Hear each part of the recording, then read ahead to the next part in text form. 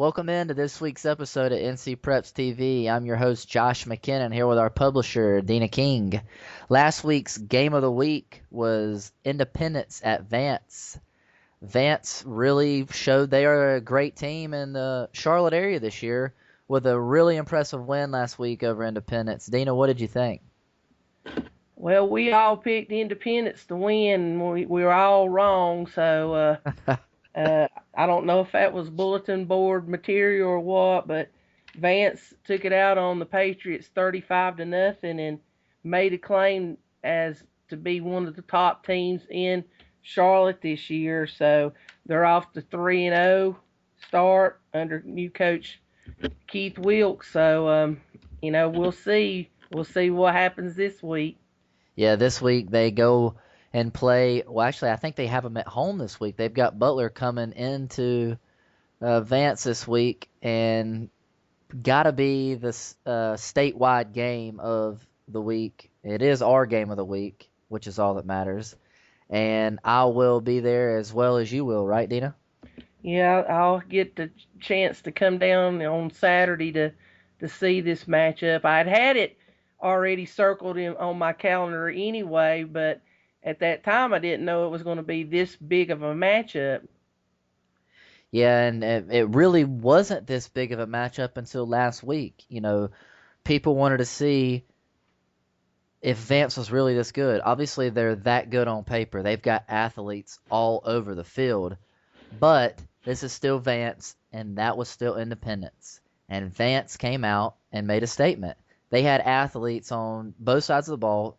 Not only they had the Lorenz Bryant, who obviously everybody knows is, I'm not going to say he's the best athlete in the state, because that's not what I mean with guys like Marquez North, but he is a tremendous athlete, and he is definitely considered one of the top athletes in the state, if not the entire country. Well, when a kid can run 70 yards or so for a touchdown and then be on defense and have multiple tackles and stuff, I mean, he's a great two-way player, and he's committed to South Carolina, and that's one of the major reasons he is. I know he got a little banged up in that game, but he came back and was fine. Yeah, they said he was just, I'd heard that he hurt his neck or something, but then after the game, they said he was coaching staff said he was battling through the heat. I don't know. I'm not sure if it was the stomach or what it was, but he had an ice packed around his neck at halftime. But he was able to come back in and pick up right where he left off in the first half. On defense, this Vance team is for real. And if you don't believe me, then just go watch them play this Saturday, because what they did last week to Independence offensive line was, I mean, a thing of beauty to watch as a defensive coordinator. I mean, they got after the passer constantly. I mean, they lived in the backfield, and then getting so much pressure up front allows that defense to really get so aggressive, because the quarterback doesn't have the time to scan the field, and that just leaves those athletes in the secondary to just swarm. And then on special teams, obviously they were terrific as well. That Nolan Corpening is a name to look out for, as last week he had 3 huge punt returns and also ran the ball very well. He's a great athlete for him, and not only is he a great athlete, he's a great student and a great kid. Of course, Vance winning, was written, maybe not a shocker, but it's how they won 35-0. The shutout, which stopped Independence 188 game scoring streak that went back into the 90s and everything. That's the impressive thing, because Independence, when you think Independence, you think Chris Leak, offense, Mario Rayleigh, Joe Cox, offense, 0 points. So that was the biggest thing to me in the game, was the shutout win. Yeah, and what I didn't understand is Independence came their first drive in the game. They're running the ball very well, and Independence has 2 great running backs this year, and they move the ball down the field and get stopped and have to punt. Then they could not run the ball the rest of the night, and they went away from the run. And it just, like I said, it just allowed those defensive ends to just tee off on those tackles, and they were constantly in the backfield. I'm not exactly sure how many sacks they had, but I can tell you it was over 5. I mean, they were living in the backfield. Dana, let's move on to talk about the players of the week. I'll let you start in 1A. Okay, our VTO Sports Player of the Week for 1A was Alex Scarce from Lake Norman Charter. He ran 5 times for 170 yards with 2 touchdowns. He caught a touchdown pass, and he even threw a touchdown pass in a 30-28 win over 2A Power Lincolnton. Young Lincolnton this year. They're having to replace a lot on that team. In the 2A, we're going to have to go with Vaquan Joyner of Powerhouse Kinston. Last week, he completed 14 of 19 passes for 217 yards, 5 touchdowns through the air, and ran for his 6th touchdown in a 41-13 win over North Lenoir. In 3A, TJ Logan, Northern Guilford. He ran 23 times for 316 yards and 5 touchdowns in a big 36-7 win over fella Greensboro Dudley. And I'm sure that won't be the only time we'll call his name this year for the player of the week. I'm pretty positive of that. In the 4A, it's the number 1 player in the state of North Carolina from Mallard Creek High School, Marquez North. Last week, Marquez ran 10 times for 142 yards and 4 touchdowns. He also caught 2 passes for 59 yards and another touchdown in a 75-6 win over Berry Academy. Well, he's like T.J. Loken. Marquez could be a possible multi-winner of this award. As you said, the number 1 player in the state, great athlete. Last 2 weeks, he's put up big numbers. Uh, After that Butler game, Coach Palmieri's put that ball in his playmaker's hands, and he's responded quite well. Hey, Dina, can you see if we can get the rematch in the playoffs? Well, we'll just have to. They both teams have to keep winning, and it's a possibility in this pod system that they could meet up.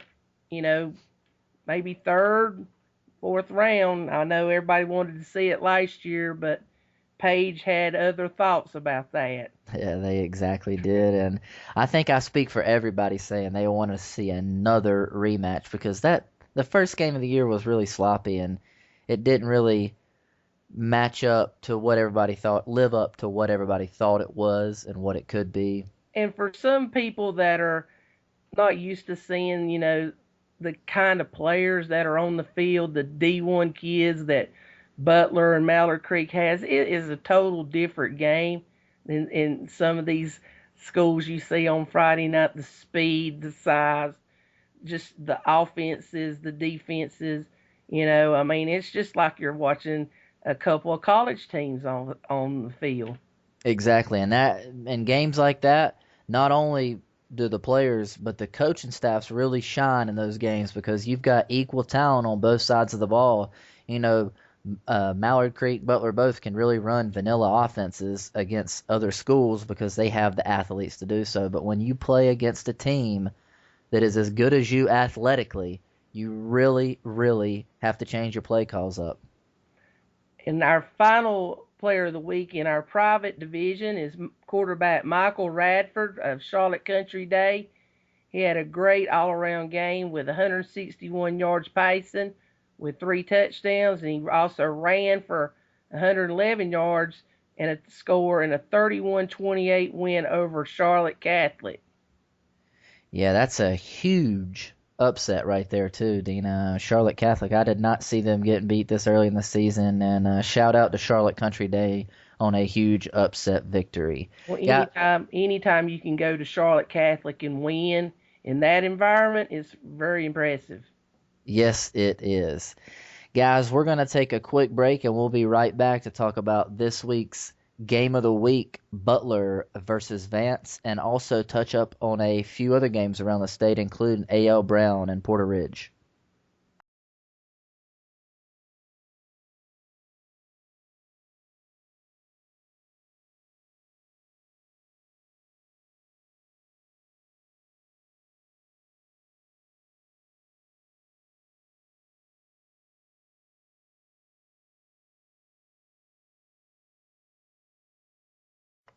Welcome back to NC Preps TV. I'm Josh McKinnon here with our publisher, Deana King. This week's NCPreps.com game of the week is Butler at Vance. Vance is coming off a great win last week, a statement win last week, and they're having to play the number one team in the state and nationally ranked Butler. Deana, what's your prediction on the game? Well, this matchup was circled on my calendar anyway because I thought, with it playing on a Saturday because the Democratic National Convention, I would get to see Butler in action. I didn't know at that time that, it was going to be this big of a game. I didn't know both teams would be coming in the game undefeated. So I'm looking forward to it, especially seeing some of the higher profiled athletes and everything. I think, um, with it still being played at Vance, it's going to be a packed crowd, and it's gonna be a good one. I feel. Yep, I think it's going to be a good one too, and I don't see Vance being able to beat Butler here, but I was wrong last week. I said they couldn't beat Independence, but Independence is not Butler. Butler is very talented and on both sides of the ball. Vance defense is very good, but their offense, how would they respond if Butler gets a early lead on them?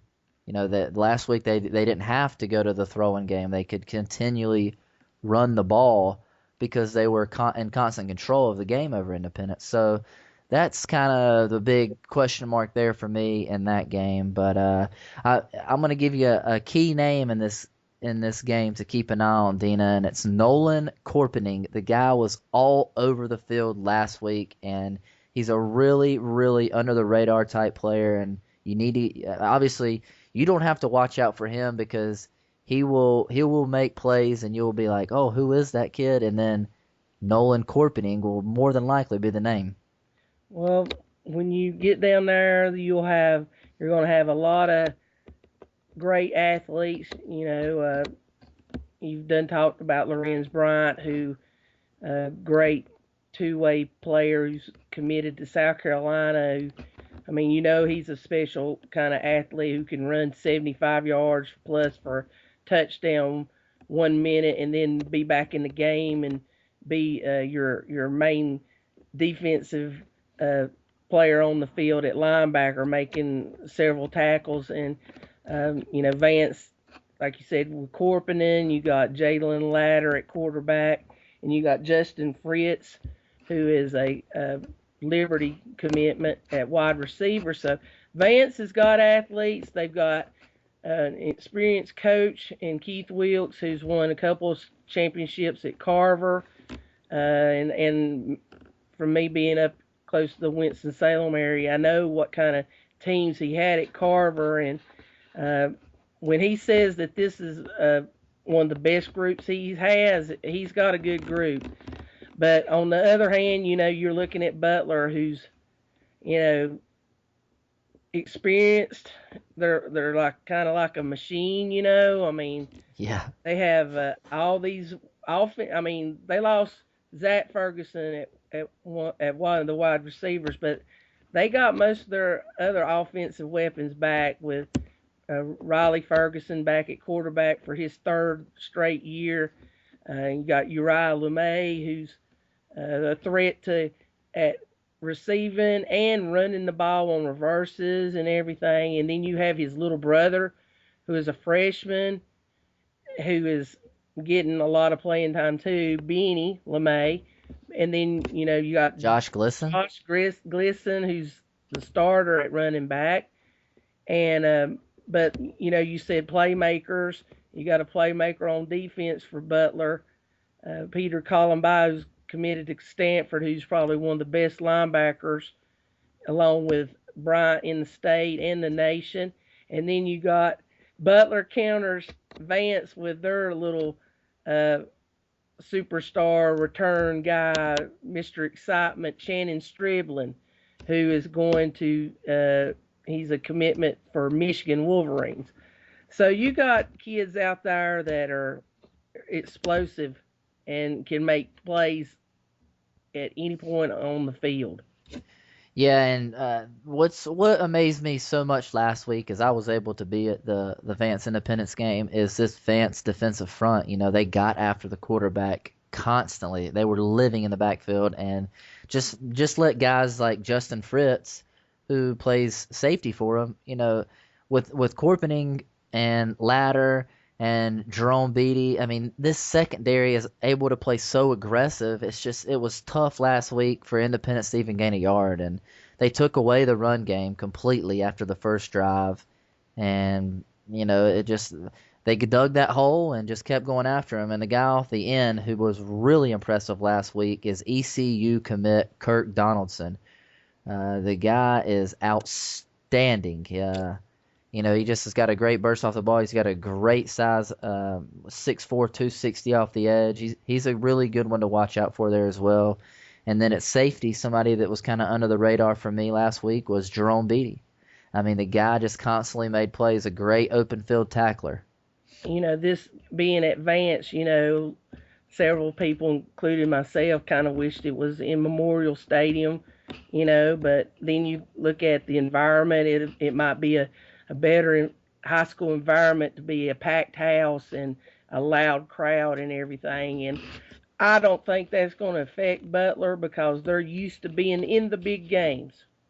They got experience, with Ferguson being back there, and he's going to Tennessee, and he's got a lot of targets and everything. And it's pick your poison with Butler. Do you want to stop the running game and let Riley, pick you apart in the secondary, or are you going to play back up and let Glisson and Benny LeMay run the ball?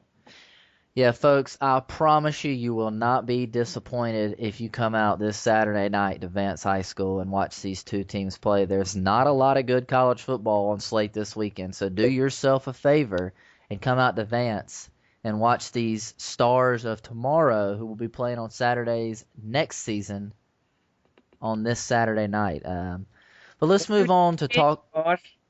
We both picked Butler, right? We both. I'm gonna go with Butler here because of quarterback play. I went because of experience and their ability to move the football offensively. Okay, well let's move on to talk about a very intriguing game this Friday in and around the Charlotte area.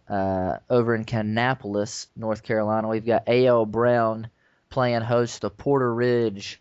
I know last season me and you both were able to make it out to the game, and that was kind of really Porter Ridge's statement game last year, saying, hey, look out for us. And then they went on to play in the state championship, falling to Scotland County. But this year they're off to another great start, as is Brown. And both teams, this is kind of a big game in the area.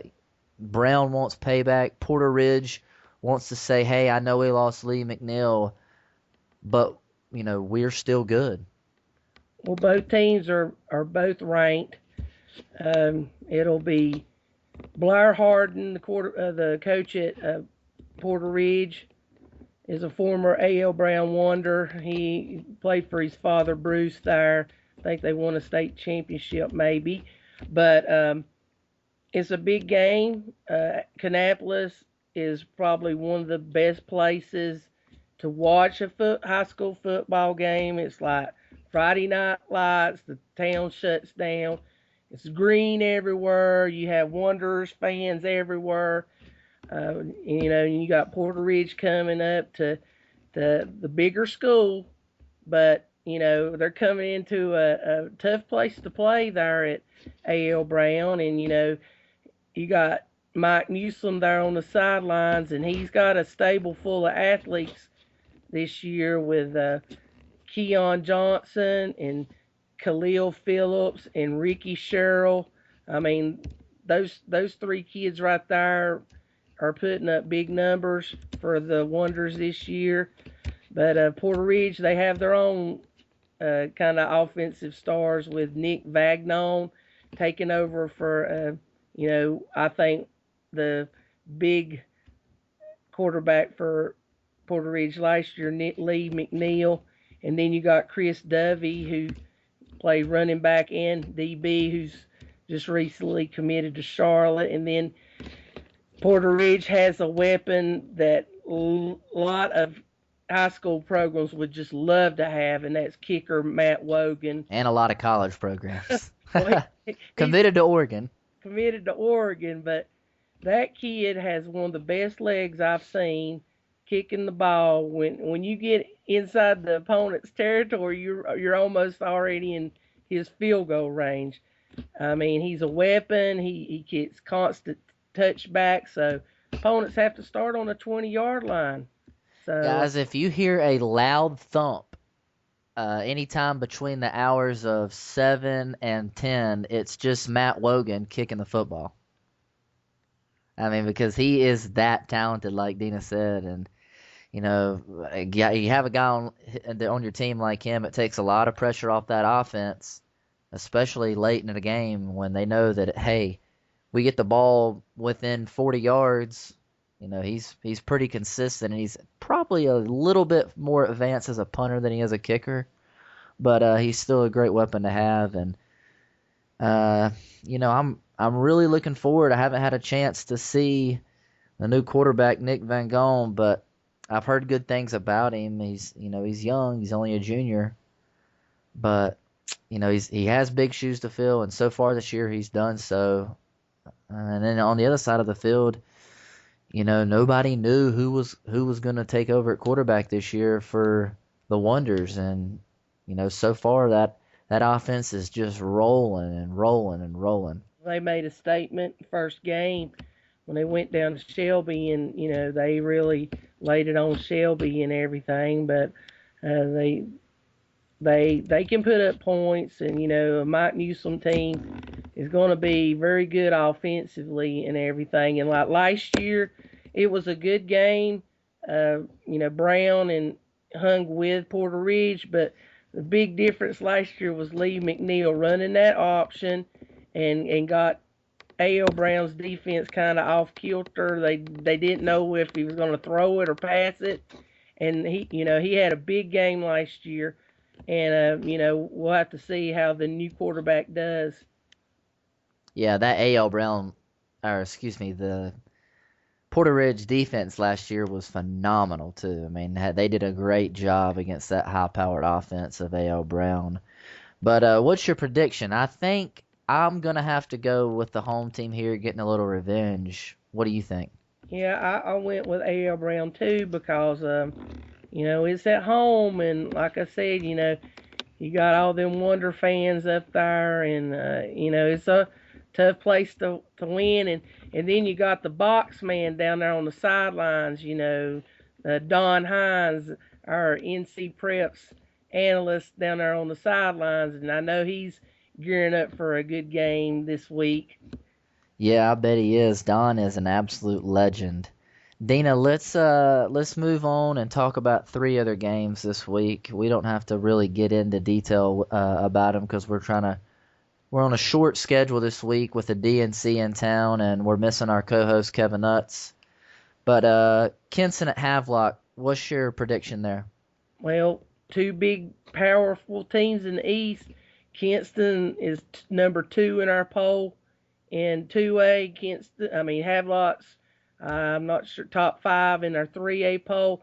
Last year, Havelock beat Kinston, gave them their only loss until the state 2A finals where they lost to West Stokes. I'm thinking a lot of offense in that game. Who do you have winning? I've got Havelock winning. You got Havelock winning. I'm going to go out on a limb and take Kinston. I know it's not a large limb, but still, Kinston is still the smaller school in that game, but I'm going to go with them. I trust them this year. Let's move on. Scotland at Jack Britt. Tons of athletes there, but Scotland's got some replacing to do this year, and it's just not quite up to the team they were last year. I'm going to have to go with Jack Britt there. Yeah, I'm going to go with Jack Britt, too. It's kind of going to be an awkward feeling for Jack Britt fans to see Coach Richard Bailey over there on the Scotland sideline. He was the first coach in Jack Britt history, and he left Jack Britt to go to Scotland this year. So, but I do think Jack Britt they got tons of athletes, and I think they'll win. In our last game, we've got Wake Forest Rolesville at Southeast Raleigh. I know Wake Forest Rolesville is always loaded with talent, and I'm going to have to go with them. I went with Wake Forest Roseville too. I mean, this is a big game in Raleigh. These two teams with Garner and Wakefield are the four teams I think can make be the best team in the Raleigh area. Wake Forest they've had a good start behind Petey Williams who has been pretty impressive so far this year. But I'm going to go with Wake Forest Roseville in the win. Let's not forget about Leesville Road and superstar youngster, only a junior, Braxton Berrios. The kid is an absolute great athlete and a great kid. And if you live in the Raleigh area and you haven't had a chance to see him play, you need to get out there and watch him because he's got quite the talent, that's for sure. But anyways, folks, like I said, we're gonna have a short show this week on a limited schedule here, and without our co-host Kevin Utz working the DNC. But we'll look forward to talking to you next week, and enjoy your Friday nights and your weekends. And Deana, I guess I will see you Saturday at the big game. Yeah, I'm looking forward to it. Thank you. Yep, guys, and remember, as always, this Friday night you can follow us on Twitter at NC Preps for your scores, or you can follow us at ncpreps.com for your latest high school news in the great state of North Carolina.